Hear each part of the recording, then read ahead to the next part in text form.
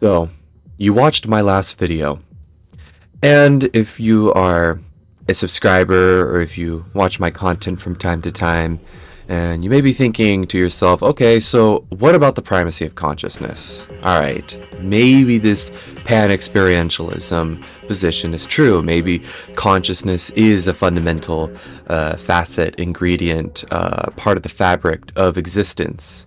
And that it isn't appropriate to then say that we believe in the primacy of existence or the primacy of consciousness.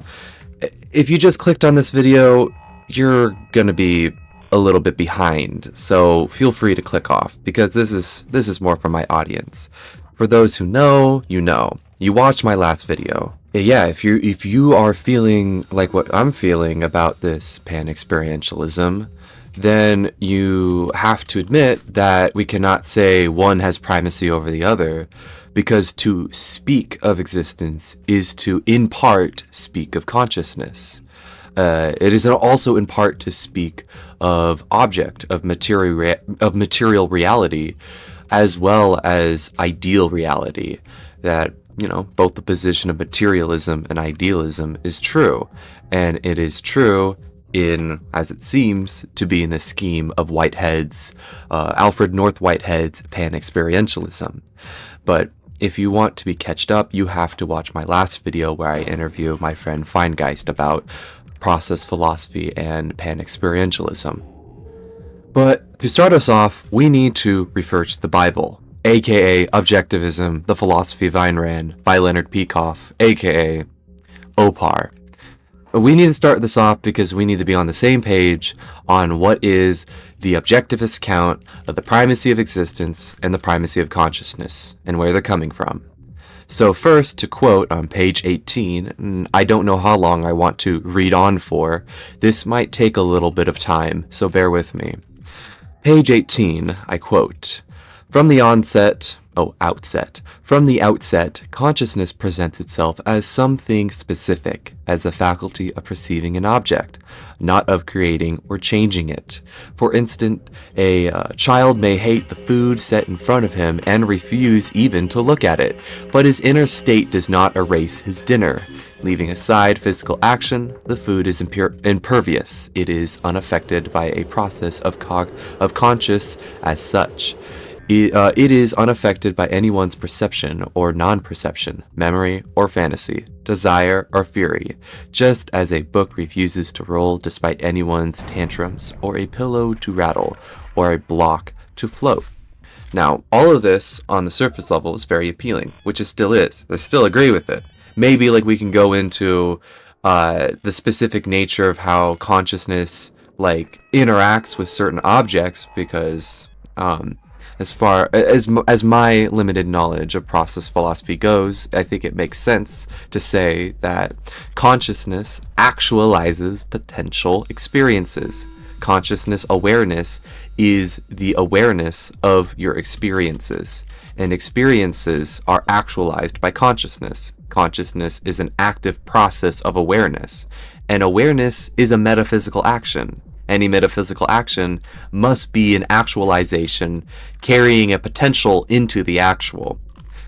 Again, if you're not in the loop of my channel and on the last video and of my content, you're not going to be understanding what I'm saying. Again, this is for my audience.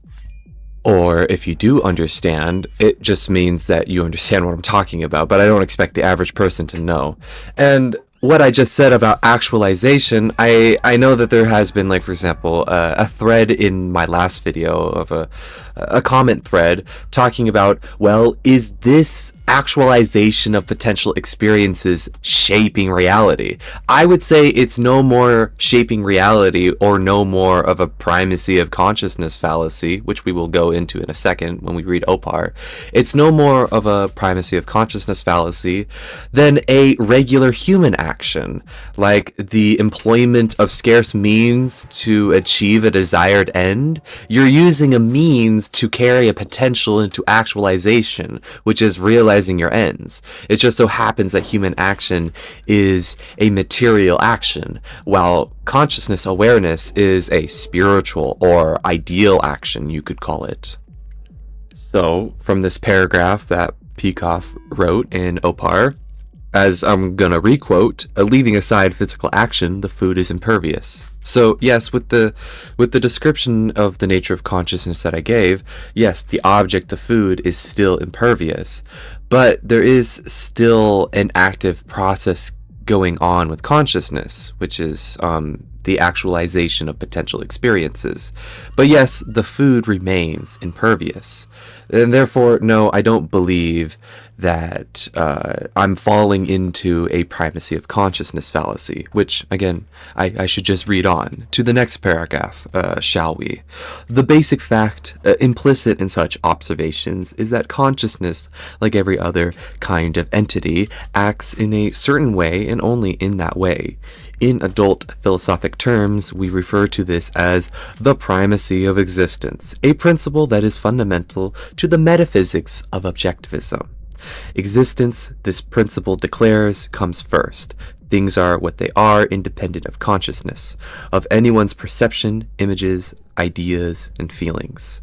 Now, to stop the quote right there, we got both the spirit of what I believe in, what is the central main focus of my metaphysics, and now the realization that perhaps the phrasing primacy of existence is incorrect with the advent of pan-experientialism, because we cannot say that consciousness has primacy over existence if consciousness is actually a fundamental facet of existence itself. But it is still true that things are what they are independent of consciousness. We carry on. Consciousness, by contrast, is adependent. Its function is not to create or control existence, but to be a spectator, to look out, to perceive, to grasp that which is. The opposite of this approach Ayn Rand calls the primacy of consciousness. This is the principle that consciousness is the primary metaphysical factor. In this view, the function of consciousness is not perception, but creation of that which is. Existence, accordingly, is a dependent. The world is regarded as, in some way, a derivative of consciousness.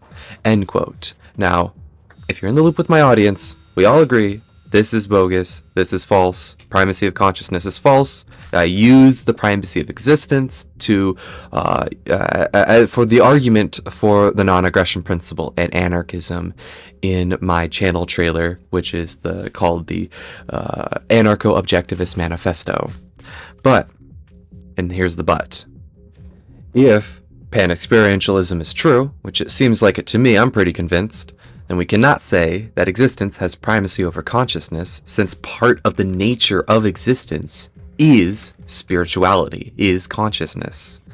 Therefore, what do we do with the primacy of existence? That's our position. That's our core principle and everything. And it is the central argument for this anarcho-objectivist style argument for anarchism. What do we do? Well, let's just recognize what's right and what's wrong.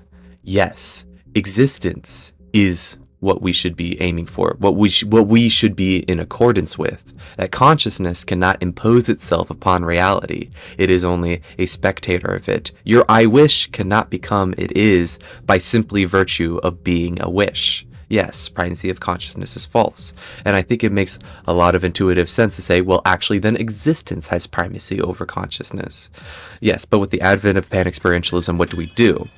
Well, the real problem with the primacy of consciousness is consciousness imposing itself upon reality, whether it is an outside consciousness such as the Abrahamic God imposing its will upon you and upon reality, or if it's your own personal consciousness imposing upon the outside world, such as hedonism.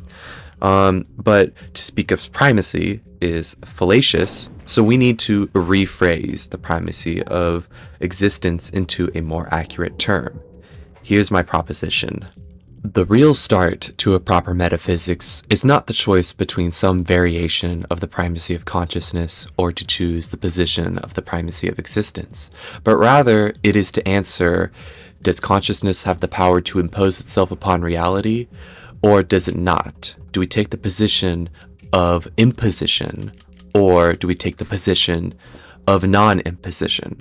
Therefore, I rephrase the primacy of existence as the principle of metaphysical non-imposition, which is just simply means is that consciousness cannot cannot impose itself upon reality, which I believe is the true spirit of the primacy of existence position. It just so happens that the word primacy is fallacious. Or is it just so happens? Maybe I'll talk about that in a minute. Therefore, the inverse, the primacy of consciousness, should be rephrased as the fallacy of metaphysical imposition. And the reason why I'm doing this is that with the advent of what seems to be the more correct position to have, which is process philosophy over substance philosophy, and it just so happens to be that objectivism has a substance philosophy problem. And since objectivism seems to be heavily intertwined with the substance philosophy, from its metaphysics to its epistemology to its ethics, politics, and aesthetics, then I cannot call myself an objectivist anymore. Now, why did I call myself an anarcho-objectivist when this position of anarchism is such a minority within the objectivist community? And now a lot of you may argue it's never part of the objectivist community because they're frauds. No, I beg to differ. Historically, we have multiple examples of people who definitely behave like objectivists, who claim to be objectivists, who pretty much believes in objectivism, all except for the Randian politics. These people I name Roy Childs, Morris and Linda Tannenhill, and he's still alive today, J. Michael Oliver. These are all examples, and there's probably more examples out there. These are all examples of people who identify with objectivism, who subscribe to the objectivist metaphysics, ethics, epistemology. They just don't agree with the politics, and they rather go with Rothbard. And I believe it's because Rothbard himself was heavily influenced by Ayn Rand. As I've talked about this before, Rothbard was heavily influenced by Ayn Rand. You could probably make the argument that Rothbard himself was a closeted objectivist, as if you read the beginning of his book, The Ethics of Liberty, it does read a lot like objectivism. Although I think it's more up in the air if you want to call Rothbard, the man himself, an objectivist, let alone anarcho-capitalism, the ideology, I don't believe is a part of the objectivist tradition. It's too far removed. But yeah, if you read the beginning of the book, The Ethics of Liberty, it does read a lot like he takes a lot of inspiration from objectivist nonfiction. But if you read other books by other anarcho-capitalists who are definitely objectivists, such as An Open Letter to Ayn Rand by Roy Childs, and The Market for Liberty, especially, by Morris and Linda Tannenhill. I mean, The Market for Liberty reads like the first anarcho-objectivist book. They clearly use objectivism as their foundation and then go on into anarchism. Therefore, it's not really that far of a jump to go from objectivism to anarchism. Other people who are not objectivists but started out as objectivists, at least as far as I know, unless if I'm getting something wrong, two people come into mind. That would be Roderick Long and Stefan Molyneux.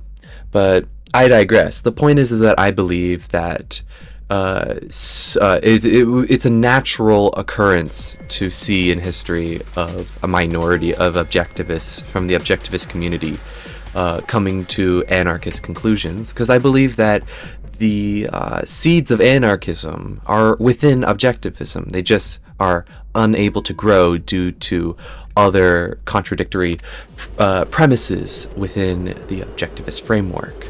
So yes, I still think anarcho-objectivism is still valid. But why do I not want to call myself an objectivist anymore? Because of the process philosophy. Well, unlike reading objectivist texts, which I think is very natural that a minority of objectivists will come to anarchist conclusions on their own, with probably a little bit of help with Rothbard, but nevertheless, Rothbard himself didn't have his own Rothbard. He was the first Rothbard. He was the grandfather of anarcho-capitalism and the Rothbardian tradition. And he did it without really any anarchist mentor. He's read anarchists, but basically his mentor was Ludwig von Mises, a classical liberal, and a minor mentor to him, just for a little bit of time in his life, was Ayn Rand. So these people are not anarchists. They're still statists, and yet he came to an anarchist conclusion because the seeds of anarchism was already within the philosophy of Ludwig von Mises and Ayn Rand. But you can't do that with process philosophy. There is no way that you can read the objectivist text and derive a process philosophy out of it. It is from the top to the bottom, from the beginning to the end of Opar, reads very anti-process philosophy. And you know what? I think that's problematic. And you know what? I don't think objectivism belongs with process philosophy, and I don't think process philosophy belongs with objectivism. But I do think there is something that belongs to process philosophy. I do believe what does belong is the primacy of existence, but it needs to be rephrased. Oh, and before I say about that, I need to clarify a couple things. Stefan Molyneux and Roderick Long, they're anarchists. They used to be objectivists. I should have probably said that earlier. And second, we obviously cannot forget about Liquid Zulu, the guy with over 10,000 subscribers, the anarcho-objectivist. He's been making the round.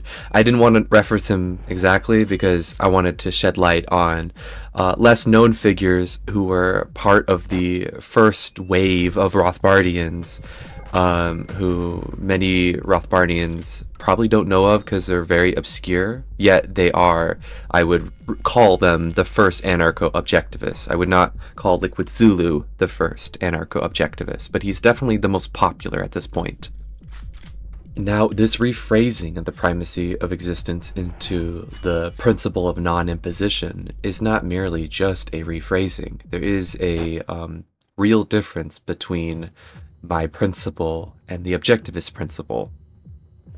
To speak of existence having primacy over consciousness is to deny existence a fundamental facet of its own nature. It is denying existence, or at least denying a part of existence. We want to affirm all of existence, including its spiritual nature, including the nature of consciousness. Therefore, there is a real psychological reason why Ayn Rand chose to say the primacy of existence, because to say the primacy of existence is to deny a part of the nature of existence, which leads to philosophical problems. Therefore, we get the philosophy of objectivism, which is, a lot of it is correct, but some of it is wrong. The politics are wrong. Some aspects of the aesthetics, I've always had problems with the aesthetics from the very beginning. This is something that, like, Liquid Zulu obviously changed up the politics, but does not really point to anything revolutionary in the aesthetic side. But I'm currently working on a script about the aesthetics and stuff like that, what I agree, what I disagree. It's not going to be specifically about that. It's going to be about a different subject, but that will be included in the video script. But what was I saying? I was talking about this denial of a facet of the nature of existence is problematic, of course.